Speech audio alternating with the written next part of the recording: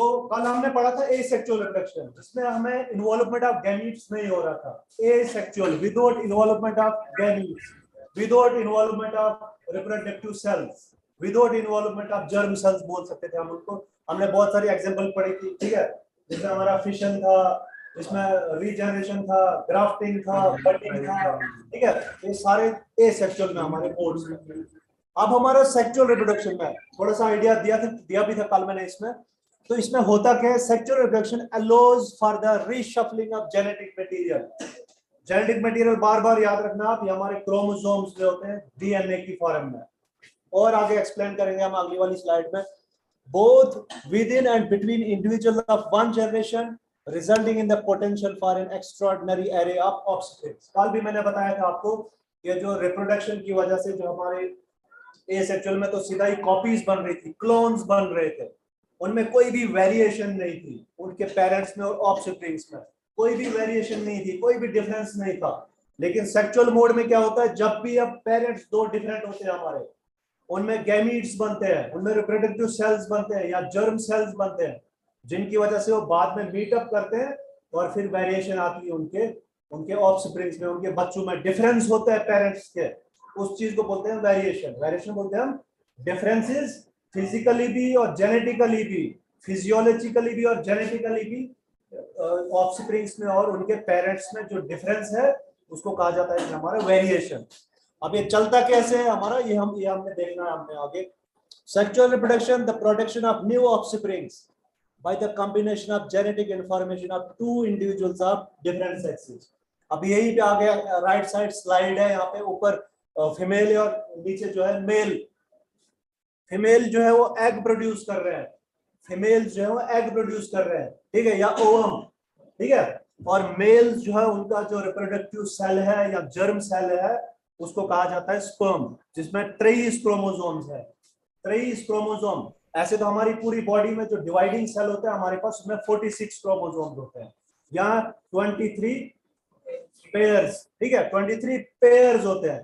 और जब हमारे रिप्रोडक्टिव सेल्स की बात आती है, यहाँ पे 23 क्रोमोसोम हाफ हो जाते हैं, हैप्लॉइड हो जाते हैं, ठीक है। जब हमारे दूसरे वाले सेल होते हैं हमारी बॉडी सेल्स में, सोमैटिक सेल्स में, उसमें डिप्लॉइड सेल्स होते हैं। 2n number of chromosome, 2n, 2 आया हमारे पास, 23 और n आया 2, ठीक है। तो 23 to 2 हो गया हमारा 46 नंबर ऑफ क्रोमोसोम। इंसानों की बात कर रहे हैं, ह्यूमंस की, ठीक है।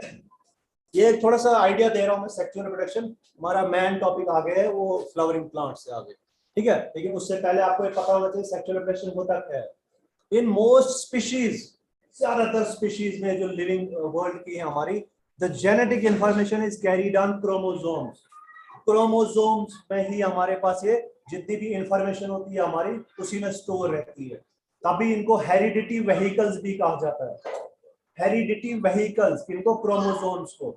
व्हीकल गाड़ियां कैरी करती है एक पैसेंजर एक जगह से दूसरी जगह, तो ऐसे ही क्रोमोसोम्स को हेरिडिटी व्हीकल्स कहा जाता है, जो इंफॉर्मेशन कैरी करती है एक जनरेशन से नेक्स्ट जनरेशन में, ठीक है। हमारे पेरेंट्स से हम में कौन कौन से आए, ट्रांसफर हुए कैरेक्टर्स, और हम में से आगे कौन कौन से कैरेक्टर्स ट्रांसफर होंगे, वो हुए, ठीक है, genetic information transfer. Generation to generation कौन करता है, क्रोमोसोम, ठीक है।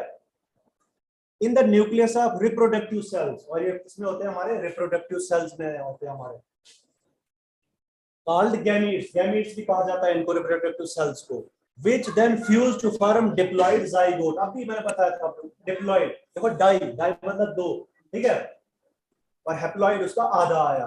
तो हमारे जो सेल्स होते हैं वो डिप्लॉइड सेल्स है सारे, ठीक है। लेकिन जब हमारे ये स्पर्म सेल और एग सेल बनते हैं तो ये हैप्लॉइड हो जाते हैं, ठीक है, आधे हो जाते हैं, उनके क्रोमोसोम्स आधे हो जाते हैं, ठीक है। तो यही आधे क्रोमोसोम्स मेल के और आधे क्रोमोसोम फीमेल के, तो सामने जब इनकी फर्टिलाइजेशन हो गई, ये मिक्सअप हो गया, तो ये पूरा डिप्लॉइड बन गया हमारे पास, 46 क्रोमोसोम्स बन गए, 40 क्रोमोसोम्स बन गए हमारे पास, जाइगोट। ये बेसिक सेल है हमारा, ठीक है। यहाँ 23 पेयर्स, यही फिर इसकी ग्रोथ एंड डेवलपमेंट होती है, जो एम्ब्रियो कहलाता है, फिर न्यू बॉर्न कहलाता है, ठीक है, गेस्टेशन पीरियड के बाद, ठीक है। तो हम आगे चलेंगे।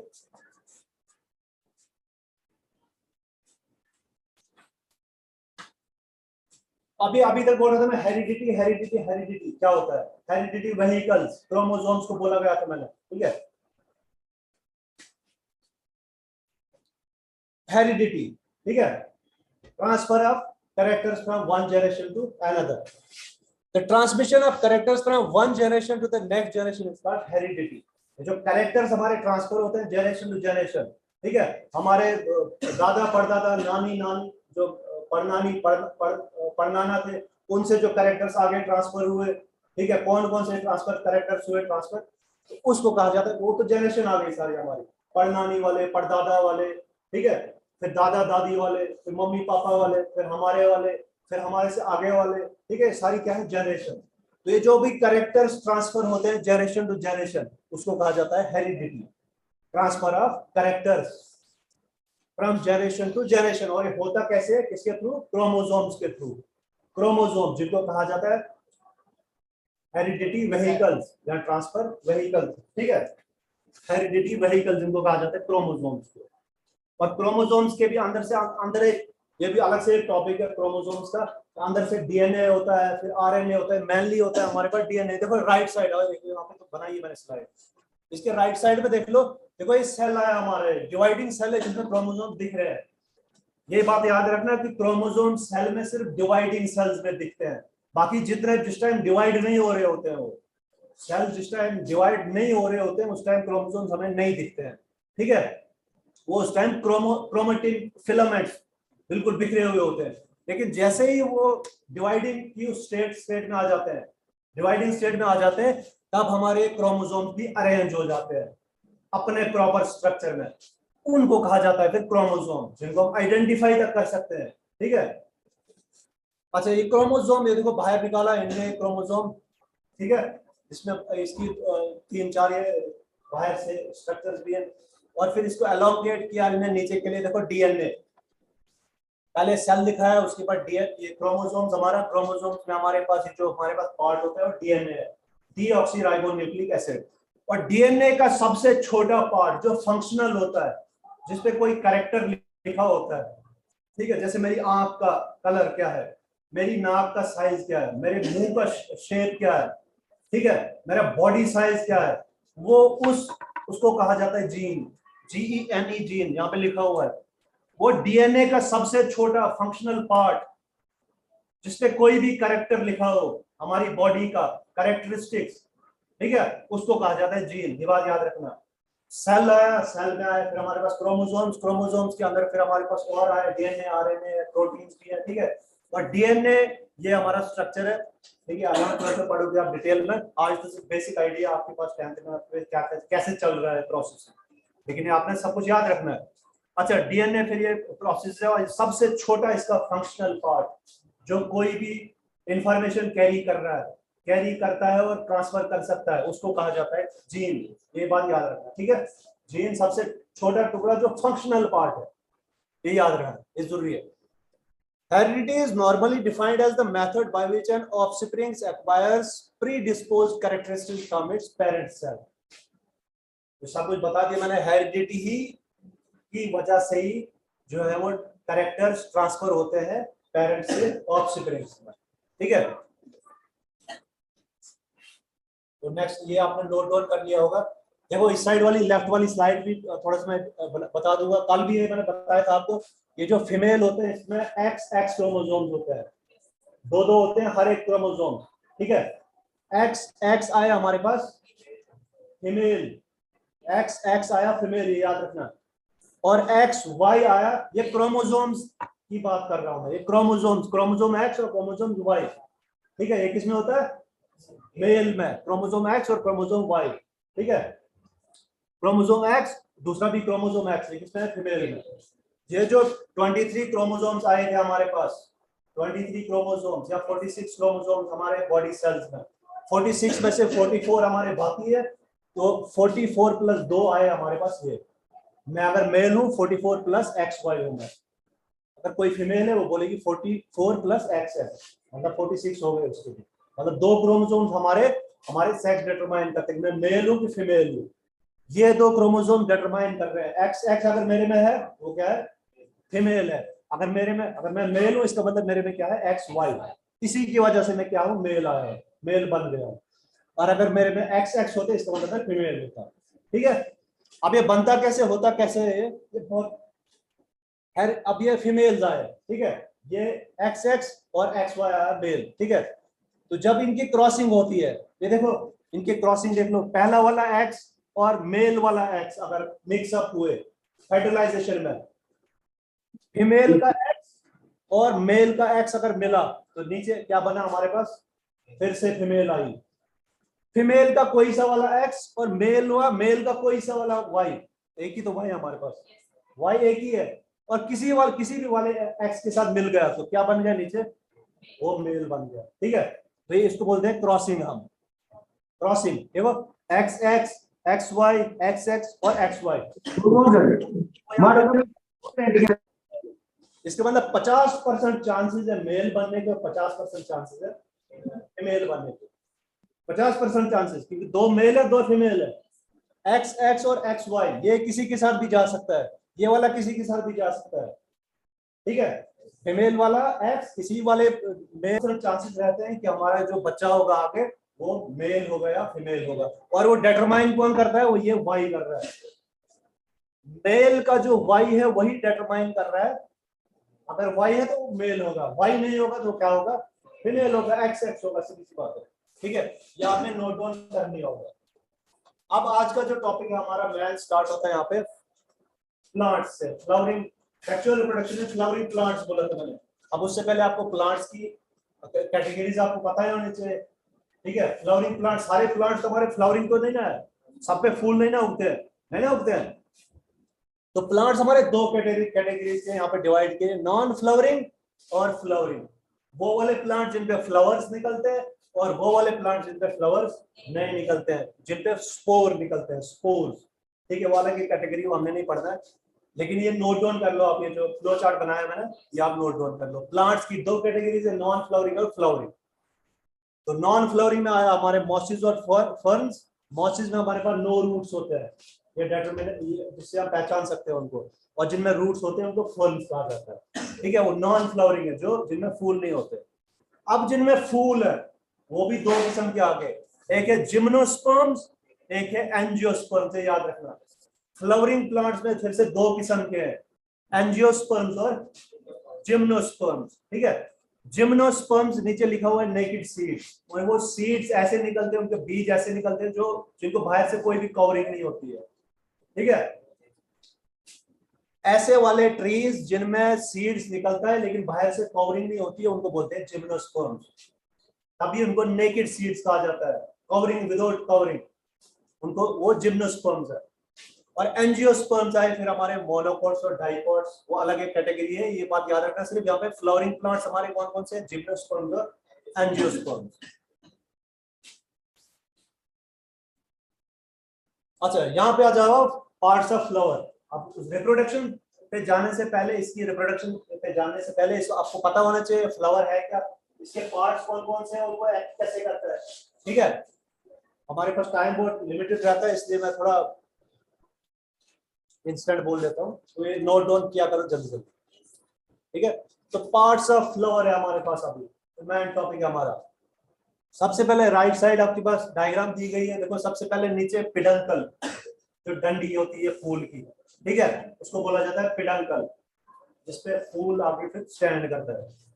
फिर आगे रिसेप्टिकल, ठीक है, रिसेप्टिकल, रिसेप्टिकल नाम से पता चल रहा है, रिसीव, रिसीव कर रहा है। ठीक है, क्या रिसीव कर रहा है, पूरा फूल जो है वो इसी पे खड़ा है, इसी रिसेप्टिकल। ये थोड़ा मोटा पोर्शन होता है, ब्रॉड पोर्शन होता है नीचे से, फूल अगर सामने देखोगे आप, ठीक है, तो उसको बोला जाता है रिसेप्टिकल। रिसेप्टिकल से ऊपर होते हैं हमारे पास ग्रीन लीव्स छोटे छोटे, उनको कहा जाता है सेपल्स।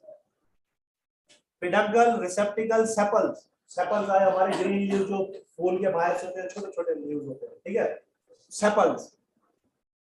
उसके बाद आए जो हमारे कलर्ड होते हैं, ठीक है, कलर्ड होते हैं हमारे पास फूल, जो कलर्ड वाले होते हैं जो हमारे पास ऊपर उसके, उसको कहा जाता है पेटल्स। ठीक है, पेटल्स कहा जाता है उनको, फ्लावर पेटल्स बोलते हैं ना, फ्लावर पेटल्स बना है। अब बहुत सारे किस्म के फूल होते हैं, बहुत सारे कलरों के फूल होते हैं, जो कलर होता है वो पेटल्स के, ठीक है। और कभी कभी सेपल्स और पेटल्स को टेपल्स इकट्ठे कहा जाता है इनको, ठीक है, पेटल्स और सेपल्स को टेपल्स भी कहा जाता है। पेडंकल है सबसे वो डंडी वाला पोर्शन, फिर ऊपर रिसेप्टिकल जिसपे ब्रॉड पोर्शन है जिसपे पूरा फूल खड़ा है, ठीक है, सारी चीजें उसी में। फिर सेपल्स आए, सेपल्स जो ग्रीन वाले, और फिर हमारे पास आया पेटल्स। अब अंदर आया, ये तो सारा बाहर से वेजिटेटिव पार्ट बोला मैंने, ठीक है। अब अंदर से इसमें हमारे पास जो फ्लावर है वो दो पार्ट्स में डिवाइडेड है, वेजिटेटिव पार्ट और अंदर से अब ये रिप्रोडक्टिव पार्ट है जो अंदर से होता है, जो अंदर से दिखता है हमें वो, ठीक है, जिसपे वो हनी बीज देखा होगा आपने, अंदर से बैठती जाती है, ठीक है। तो अब ये वो क्या चीज, वो आया रिप्रोडक्टिव पार्ट हमारा, ये आया वेजिटेटिव पार्ट जो अभी तक बोला मैंने, पेडंकल, रिसेप्टिकल, सेपल्स, पेटल्स, ये क्या है, कौन सा पार्ट आया है, वेजिटेटिव पार्ट, नाम याद रखो वेजिटेटिव पार्ट। और अंदर से जितना भी हमारा पोर्शन है अब आया जो हम पढ़ेंगे वो आया रिप्रोडक्टिव पार्ट, ठीक है, जिसमें मेल पोर्शन है और फीमेल पोर्शन है। क्या क्या है हम हमारे पास, देखो देखो एंथर और फिलामेंट, एंथर और फिलामेंट आया हमारे पास जिसको स्टेमेंस कहा जाता है, इन दोनों को स्टेमेन कहा जाता है, ठीक है, एंथर और फिलामेंट, ये याद रखना, ये राइट वाली साइड है, एंथर फिलामेंट, और इन दोनों को क्या कहा जाता है, स्टेमेन। ये देखो एंथर ऊपर वाला पार्ट आया हमारा जो ऊपर होता है जिसपे पोलन्स बनता है, ठीक है, और नीचे फिर उसकी डंडी जो उसके साथ साथ तक रिसेप्टिकल तक चली जाती है उसको कहा जाता है हमारे पास फिलामेंट, ठीक है, और इन दोनों को मिलके स्टेमेन्स कहा जाता है। इसके फंक्शन वगैरह सारे मैं अगली वाली स्लाइड में बताऊंगा। इसी तरह इस साइड भी, लेफ्ट वाली side, stigma, style and ovary, या फीमेल पार्ट हमारा इसका। ये राइट वाली साइड हमारा मेल पार्ट था, एंथर, फिलामेंट, ये दोनों कंप्राइज करते हैं, इन दोनों को बोला जाता है स्टेमेन्स, ये याद रखना, एंथर और फिलामेंट क्या कहते हैं, स्टेमेन्स। और इसी तरह लेफ्ट वाली side stigma, style and ovary, ये याद रखना है, नाम याद रखना है, stigma, style and ovary. Stigma सबसे ऊपर, स्टाइल बीच वाला पोर्शन, ठीक है, एंड ओवरी आया सबसे जो ब्रॉड पोर्शन होता है हमारे फूल में बीच में, ठीक है, फूल को खोल के देखना, उन तीनों को कहा जाता है हमारा फिर पिस्टिल, ठीक है, स्टिग्मा, स्टाइल एंड ओवरी, ये आया हमारा पिस्टिल। ये हमारा फीमेल रिप्रोडक्टिव पार्ट है किसमें, फ्लावर्स में, और मेल रिप्रोडक्टिव पार्ट कौन है, एंथर, फिलामेंट, इन दोनों को स्टेमेन्स कहा जाता है, याद रखना। इस साइड लेफ्ट वाली साइड आ जाओ, peduncle, the stock of flower, छोटी छोटी डेफिनेशन लिख के रखिए मैंने, या आप लिख सकते हो, नोट डाउन कर सकते हो। Receptacle, the part of flower stalk where the parts of flowers are attached, flowers के सभी पार्ट्स इसमें अटैच होते हैं रिसेप्टिकल्स पे, ठीक है। फिर सेपल्स आए, the outermost part of the flower, जो हमारे ग्रीन कलर के होते हैं। फिर पेटल्स जो हमारे कलर्ड होते हैं, the part of flower that are often conspicuously coloured, जो हमारे कलर देते हैं हमारे, उसको कहा जाता है हमारा पेटल्स। फिर stamen, the pollen producing part of flower, stamen हमारा मेल रिप्रोडक्टिव पार्ट है, एंथर और फिलामेंट कंप्राइज करता है, उसको कहा जाता है स्टेमेन, जो पोलन्स प्रोड्यूस करता है। पोलन्स क्या है वो आगे मैं बताऊंगा अगले वाली स्लाइड में, याद रखना। उसके बाद आया एंथर, ठीक है, the part of the stamen where pollen is produced, ये तो स्टेमेन का ही पार्ट है, ठीक है, यहीं पे स्टोर भी रहता है, प्रोड्यूस भी होता है, स्टोर भी रहता है, और फिलामेंट उसको सपोर्ट करता है खड़े रहने में ऊपर, ठीक है, बाहर निकलने में फ्लावर से, ताकि उसकी पोजीशनिंग ऐसे हो जिस टाइम पोलन्स गिरे वो सीधा स्टिग्मा पे गिरे, या पॉलिनेटर्स जिस टाइम आए, वहां मैं आगे बताऊंगा पॉलिनेटर्स क्या चीज है, वो उनको कैरी कर सके दूसरे फूल तक। अच्छा, ऐसे ही हमारा एंथर है, the part of the stamen where pollen is produced, ठीक है, और पिस्टिल, अभी हमारा फीमेल रिप्रोडक्टिव पार्ट है, the ovule producing part of the flower, जिसमें से एग प्रोड्यूस होता है। Ovary often supports a long style top with stigma, stigma, style and ovary याद रखना है, फीमेल रिप्रोडक्टिव पार्ट है जिसको हम पिस्टिल से डिनोट करते हैं। नेक्स्ट स्लाइड है हमारी पार्ट्स ऑफ फ्लावर्स, इसमें मैंने इनकी जितने भी फंक्शंस है इसमें मैंने लिख के रखी है, नोट डाउन कर लो।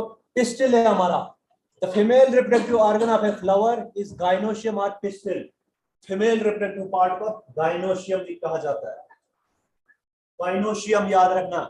Each member is a carpel, यहाँ पर ये डायग्राम भी अटैच है, और इसी के साथ पिस्टिल भी है, देखो फीमेल रिप्रोडक्टिव पार्ट जिसको गाइनोशियम, हम आगे और एक्सप्लेन करेंगे गाइनोशियम क्या चीज है, देखो तो यहाँ पे एंड्रोशियम एंड गाइनोशियम। तो petals, innermost accessory whorl of flower is corolla. Each member is called petal. ठीक है, ये कलर्ड पोर्शंस है, ये आप नोट डाउन कर सकते हो, ये मैं सब कुछ बता दिया आपको पीछे पिछले वाली स्लाइड में, ये फंक्शंस इसमें लिखे हुए हैं। जैसे पेटल्स है, protects flowers from birds, petiole supports the flower, stem anther, ठीक है। अच्छा, ये आप इसका स्ट्रक्चर नोट डाउन कर लो। Flowering plants reproduce sexually through process called pollination. अब ये रिप्रोडक्शन करते कैसे हैं प्लांट्स? पॉलिनेशन के थ्रू। स्ट्रक्चर आपने देख लिया पीछे, क्या क्या पार्ट्स है, ठीक है। मेल रिप्रोडक्टिव पार्ट अलग है, फीमेल अलग है, वेजिटेटिव अलग है, रिप्रोडक्टिव अलग है। अब ये करते कैसे हैं काम, ठीक है। Flowering plants produce sexually through a process called pollination. उस प्रोसेस को कहा जाता है पॉलिनेशन। पोलन्स बनते हैं हमारे, ठीक है, और वही ट्रांसफर होते हैं। Flowers contain male sexual organs called stamens, stamens बोल दिया मैंने पीछे, ठीक है। And female sex organs are called pistils, और फीमेल वाले जो हमारा उसको कहा जाता है पिस्टिल। ये तो इधर ही मेंशन है। एंथर और फिलामेंट, हमारा स्टेमिन आया, स्टिग्मा, स्टाइल एंड ओवरी हमारा पिस्टिल आया, जो फीमेल रिप्रोडक्टिव पार्ट है फ्लावर का। Pollen contains the male gametes. अब ये जो पोलन्स बनाता है, ये पोलन्स, ठीक है, पोलन ग्रैंड्स होते हैं, तो वो कंटेन करता है मेल गैमीट्स। मेल गैमीट्स होते हैं उसमें। Pollen must be move to the part of the pistil called the stigma. अब ये जो पोलन्स यहाँ पे बनते हैं इस पिस्टिल में, ठीक है, सॉरी इधर स्टेमिन्स पे, पोलन्स जब इस एंथर पे बनते हैं, स्टोर होके, जब प्रॉपर एनवायरमेंटल स्टिमुली मिलता है, एनवायरमेंटल फेवरेबल एनवायरमेंटल कंडीशंस होती है, ठीक है, उस टाइम क्या होता है, पोलन्स जब राइप हो जाते हैं तो ये बिखरना स्टार्ट हो जाते हैं, ठीक है। तो ये वाला, ये पोलन्स जो है वो एंथर से पहुंचने चाहिए, इधर स्टिग्मा तक पहुंचने चाहिए। अब एक फूल है, उसमें फीमेल पोर्शन भी है और मेल पोर्शन भी है, ठीक है, एक ही फूल, और उसी फूल में मेल से फीमेल तक पहुंचे वो पोलन्स, उसको कहा जाता है सेल्फ पॉलिनेशन। दो किस्म के हमारे पास है, वो आगे स्लाइड है, लेकिन आप यहीं पे देख लो। उसको कहा जाता है, उस फूल को उस पॉलिनेशन को कहा जाता है सेल्फ पॉलिनेशन, मतलब खुद ही, उसी में मेल भी है, उसी में फीमेल भी है, ठीक है। लेकिन ऐसे भी हमारे पास प्लांट्स है जिनमें मेल फूल जो है ऊपर बनते हैं और फीमेल जो है नीचे बनता है, अलग अलग है, ठीक है। जैसे मेज है हमारे पास, ठीक है, पोलन्स उसके ऊपर बनते हैं पूरी बॉडी पे। अब हवा आती है, पॉलिनेटर्स, हवा आती है, चिड़िया आती है, जानवर आते हैं, पानी है, वो पोलन जो है कैरी कर सकता है, एक जगह से दूसरी जगह कैरी कर सकता है, ठीक है। अब एक फ्लावर का पोलन दूसरे फ्लावर के उसको स्टिग्मा पे चलेगा, उसको कहा जाता है क्रॉस पॉलिनेशन। इधर आया था सेल्फ पॉलिनेशन, इसमें एक ही फ्लावर में ऐसा कुछ हो गया, पोलन जो है ट्रांसफर हो गया स्टिग्मा पे, वहीं पे पॉलिनेशन हो गया और फिर से ग्रो करके आ गए, फर्टिलाइजेशन हो गई, उसको कहा गया सेल्फ पॉलिनेशन। और जब फ्लावर टू फ्लावर ट्रांसफर हुए वो पोलन्स, ठीक है, तो डिफरेंट मोड्स, चाहे पानी के थ्रू, चाहे वाटर के थ्रू, चाहे एयर मीडियम, चाहे वो बर्ड्स आए, चाहे एनिमल्स आए, ठीक है, या हमने एक्सपेरिमेंटल प्रोसेस के थ्रू वो खुद ट्रांसफर किए, उसको कहा जाता है फिर वो cross pollination. Cross pollination, self pollination है क्रॉस पॉलिनेशन। मैडम मैं कंटिन्यू करूं कि कल दोबारा करेंगे? 12:40 हो गए, इसमें 10 मिनट लगेंगे मुझे अभी। मैम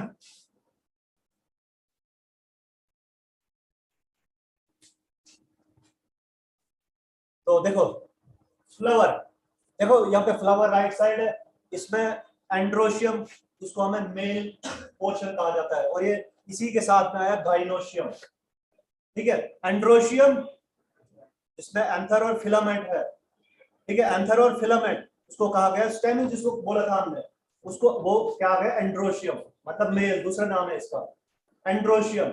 और इसी तरह स्टिग्मा, स्टाइल एंड ओवरी, ठीक है, जिसको हमने कार्पेल्स बोला था, ठीक है, वो क्या आ गया हमारा गाइनोशियम। एंड्रोशियम और गाइनोशियम याद रखना, दो चीजें हैं, एंड्रोशियम और गाइनोशियम। एंड्रोशियम आया हमारा मेल पार्ट फ्लावर में, और गाइनोशियम आया फीमेल पार्ट हमारा फ्लावर में। रिप्रोडक्टिव पार्ट की बात कर रहे हैं। Androecium is the male reproductive part of flower. यहाँ पे लिख लिया मैंने, ये नोट डाउन कर लो जल्दी जल्दी आप। Androecium is the male reproductive part of flower. It consist of third whorl of flower, तीसरी लेयर लगती है इसके अंदर से, ठीक है। बाहर से आए सेपल्स, फिर पेटल, फिर अंदर से ये आए एंड्रोशियम। तीसरी लेयर सेपल्स बाहर से, फिर पेटल्स, और फिर यहाँ पे एंड्रोशियम वाले ये वाले आए हमारे पास, फिलामेंट्स होते हैं उसके पास फ्लावर में अंदर से। The androecium is the name given to a group of stamens, और ये बहुत सारे होते हैं, ग्रुप में होते हैं। फ्लावर में आपने देखा होगा, फ्लावर देख लेना। Each stamen is made up of a filament and anther, और ये जो हमारा बना होता है स्टेमन किस चीज का बना होता है, फिलामेंट और एंथर का। फिलामेंट होता है इसकी ये डंडी जैसी ऊपर के लिए, और एंथर होता है ऊपर जो जिसमें स्टोर रहते हैं और जिसमें बनते हैं हमारे पोलन ग्रेन्स, याद रखना, ठीक है। पोलन जिसमें बनते हैं अंदर, इसमें छोटे छोटे दिखाए गए हैं। The anthers are lobe structures होते हैं, ठीक है। लोब मतलब इसमें ऐसे ऐसे बने होते हैं ये स्ट्रक्चर्स, ठीक है। अंदर से सैग लाइक होता है lobe. The anthers are lobe structure that produce a pollen which contains the male gamete, ठीक है। इसमें मेल गैमीट होता है, ठीक है, जिसको हम पोलन्स कहते हैं। वही ट्रांसफर होने चाहिए किस पे, गाइनोशियम पे, ठीक है। स्टिग्मा जो रिसीव करता है इसका, गाइनोशियम का स्टिग्मा जो है ऊपर टॉप पे होता है, फिर स्टाइल आया, फिर ओवरी आया नीचे, जहाँ पे सारा फर्टिलाइजेशन प्रोसेस चलता है। ये हमारा स्टिग्मा गाइनोशियम वाला सिर्फ रिसीव करता है पोलन्स को, और स्टाइल जो है वो कैरी करता है उन पोलन्स को, कहाँ के लिए, ओवरी के लिए। वहीं पे हमारी फर्टिलाइजेशन प्रोसेस जो है वो होता है। अब ये पॉलिनेशन है, फर्टिलाइजेशन क्या है, देखो। The pollen grains and ovules by themselves cannot travel from one place to another. अब ये जो है पोलन इस पे बन गए, अब ये खुद ही नहीं ट्रांसफर होंगे चल के, इन पे कोई मीडियम तो होना चाहिए पहुंचने का, इस पे स्टिग्मा पे पहुंचने तक। वो कैसे पहुंचते हैं, हवा के थ्रू, पानी के थ्रू, बर्ड्स के थ्रू, इंसेक्ट्स के थ्रू, ठीक है। तो उसको कहा जाता है फिर पॉलिनेटर्स, जो ये कैरी करते हैं पोलन एक फ्लावर से दूसरी जगह, उनको कहा जाता है पॉलिनेटर्स। और उस प्रोसेस को कहा जाता है pollination. There are other factors such as wind, water और animals that enable the pollen grain to travel to reach the stigma of the same or another flower. अगर सेम फ्लावर में इसने कैरी किया तो उसको सेल्फ फर्टिलाइजेशन कहा गया, और अगर दूसरे फ्लावर में उसने क्रॉस किया, ठीक है, उसको, तो वहां पे उसको क्रॉस पॉलिनेशन कहा जाता है। बिल्कुल बेसिक लेवल पे जाके बता रहा हूं मैं आपको। The process by which pollen grains are transferred from anthers of one flower, anthers एक फ्लावर के एंथर से दूसरे फ्लावर के स्टिग्मा तक पहुंचने तक, उस प्रोसेस को कहा जाता है पॉलिनेशन। या डेफिनेशन लिख लो जल्दी। The process by which pollen grains are transferred from the anthers of one flower, anthers एक फ्लावर के एंथर से, to the stigma of same or another flower. Pollens का ट्रांसफर होना एंथर से उसी फ्लावर में या दूसरे फ्लावर में, उसको कहा जाता है पॉलिनेशन। अब अगर सेम फ्लावर में ट्रांसफर हुआ उसको कहा जाता है सेल्फ पॉलिनेशन, और अगर दूसरे फ्लावर में ट्रांसफर हुआ उसको कहा जाता है क्रॉस पॉलिनेशन। ये याद रखना। अच्छा, once the pollen grains carrying the male gamete reach the stigma of the same or different flower, it is transported downwards the pollen tube that arise from the pollen gland to reach the ovary. ये पहले process बता दिया मैंने।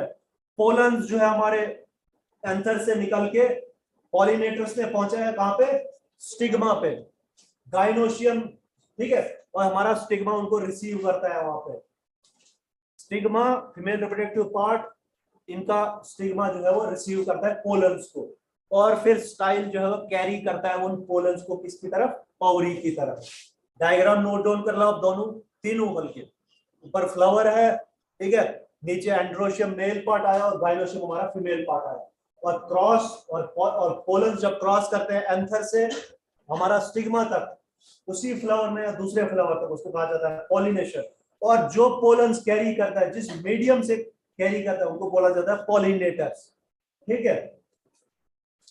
अच्छा, arise from the ovary is present at the base of the flower and is lobed. अब ये फिर से लोब्ड होती है वहां पे, ठीक है। ये जो ओवरी दिख रही है यहाँ पे आपके सामने, गाइनोशियम में नीचे वाला portion ovary, stigma style and ovary हमारा फीमेल रिप्रोडक्टिव पार्ट है, गाइनोशियम उसको बोलते हैं। ओवरी फिर से लोब्ड है हमारे पास। These lobes contains the ovules containing the female gamete, और यहाँ पे हमारा फीमेल गैमीट अंदर होता है, ठीक है। कहाँ पे? अब मेल ने कितना ट्रांसफर किया, पॉलिनेटर्स ने उसको ट्रांसफर किया, फेवरेबल कंडीशंस होनी चाहिए, एनवायरमेंटल कंडीशंस सही होनी चाहिए, तब जाके इसने ट्रांसफर किया, इधर तक पहुंचा है, ठीक है।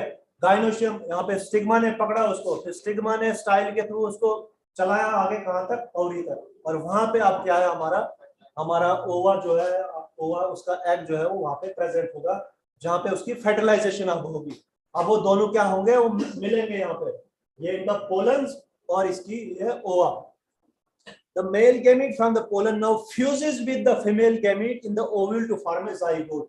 तो जब ये दोनों मिलेंगे क्या बनाएगा, zygote बनाएगा। पहला स्टेप होता है हमारा, ठीक है, फर्टिलाइजेशन का पहला स्टेप, वो इसी प्रोसेस को बोलते हैं फर्टिलाइजेशन, ठीक है। फर्टिलाइज हो गए, दोनों मिल गए आपस में, ये मेल गैमीट और फीमेल गैमीट फ्लावर के अंदर से, ठीक है। कहां पे, ओवरी में, ये याद रखना। This zygote undergoes cell division to form an embryo. फिर इसकी सेल डिवीजन होती है, ठीक है, बहुत सारी सेल डिवीजन होती है इसमें। प्लांट्स में अलग किस्म की डिवीजन होती है, ह्यूमंस में अलग किस्म की होती है, तो वो बनाते हैं एम्ब्रियो, फिर उसकी आगे ग्रोथ एंड डेवलपमेंट होती है, ठीक है। Once the embryo starts developing, तो जैसे जैसे ये एम्ब्रियो ये डेवलप करना स्टार्ट करता है, एम्ब्रियो पहले जाइगोट बना, फिर एम्ब्रियो बना, फिर उनकी डेवलपमेंट हो रही है, ग्रोथ हो रही है, इट डेवलप्स इनटू फ्रूट, तो वही क्या बनता है, फिर फ्रूट बनता है, ठीक है। और फ्रूट के अंदर क्या होता है, the other structures like the calyx and corolla falls out, बाकी पोर्शंस होते हैं उसमें कैलिक्स कोरोला वगैरह वो गिर जाते हैं उसमें से। The embryo becomes the seed, और जिसको एम्ब्रियो होता था हमारा, वो सीड बन गया उस फ्रूट का हमारा। अब ये फूल जो है हमारा, फूल अब ये इसमें चेंज हुआ, फ्रूट में डाला है, तो हमारा फ्रूट में चेंज हुआ, और जो एम्ब्रियो था अंदर हमारा, वो किसमें चेंज हुआ, हमारा सीड में चेंज हुआ। अब फिर से इसकी आप थोड़ा सा और टाइम ले गए, ठीक है, डेवलपमेंट के लिए। जब और राइप हो जाएगा, पूरा राइप हो जाएगा फ्रूट हमारा, उसका सीड भी पूरा राइप हो गया होगा, तो वो अगली जनरेशन जो है वो कंटिन्यू कर सकते हैं, वो वाला सीड हम फिर से नई जगह लगा सकते हैं। हम पढ़ रहे हैं सेक्सुअल रिप्रोडक्शन, ए सेक्सुअल में पढ़ा था विदाउट इन्वॉल्वमेंट ऑफ गैमीट्स, अब इसमें गैमीट्स इन्वॉल्व हो रहे हैं। मेल देखो कितना ज्यादा एस्टेब्लिश्ड स्ट्रक्चर है इनका, एंड्रोशियम अलग है, गाइनोशियम अलग है, फिर पॉलिनेटर्स आए, सेल्फ पॉलिनेशन भी हो सकता है, क्रॉस पॉलिनेशन भी हो सकता है, फिर गाइन स्टिग्मा ने जब पोलन्स को रिसीव किया, फिर स्टाइल के थ्रू कहां पहुंचा है, ओवरी में, वहां पे फर्टिलाइजेशन हुई, जाइगोट बना, जाइगोट के बाद एम्ब्रियो बना, ठीक है। फिर जब फ्रूट हमारा तैयार हुआ, वही एम्ब्रियो हमारा सीड में जो है वो चेंज हुआ, और वही सीड जो है आगे फिर से उसकी जनरेशन जो है वो चला सकता है, कंटिन्यू करा सकता है। तो ये लास्ट स्लाइड है हमारी, देखो सेल्फ पॉलिनेशन, क्रॉस पॉलिनेशन यहाँ पे बता दिया आपको, ये डेफिनेशन आप ये नोट डाउन कर लो जल्दी जल्दी। और पॉलिनेटर्स भी यहाँ पे मैं लिख दिए हैं, पॉलिनेटर्स जैसे इंसेक्ट्स हो गए, बीज हो गए, बटरफ्लाइज हो गए, मॉथ्स आ गए, बीटल्स आ गए, बर्ड्स हैं, ठीक है, बैट्स हैं, इसके अलावा हमारे पास हवा भी है, पानी भी है, एनिमल्स है, तो इन सबको पॉलिनेटर्स कहा जाता है। पॉलिनेटर्स किनको कहा जाता है, जो पोलन्स जो है वो एंड्रोशियम से गाइनोशियम तक ले जाते हैं, चाहे वो सेल्फ फर्टिलाइजेशन में हो या क्रॉस फर्टिलाइजेशन में हो, ठीक है।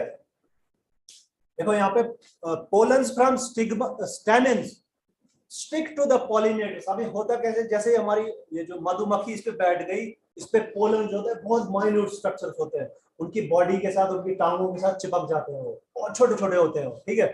एक फूल पे बैठ गए, फिर ये उनने चला और ये अगले वाले फूल तक पहुंचे, ठीक है। किसी और खेत में भी जा सकते हैं, अपनी मर्जी उनको, ठीक है। उसी फूल पे जब बैठ गए ऊपर, तो वही पोलन जो है वहां पे गिर गए उनकी बॉडी से, तो जब बॉडी से गिर गए तो वहां पे उनने क्या किया, फीमेल रिप्रोडक्टिव पार्ट ने उनको रिसीव किया, तो फिर प्रोसेस जो है वो कंटिन्यू किया, ठीक है।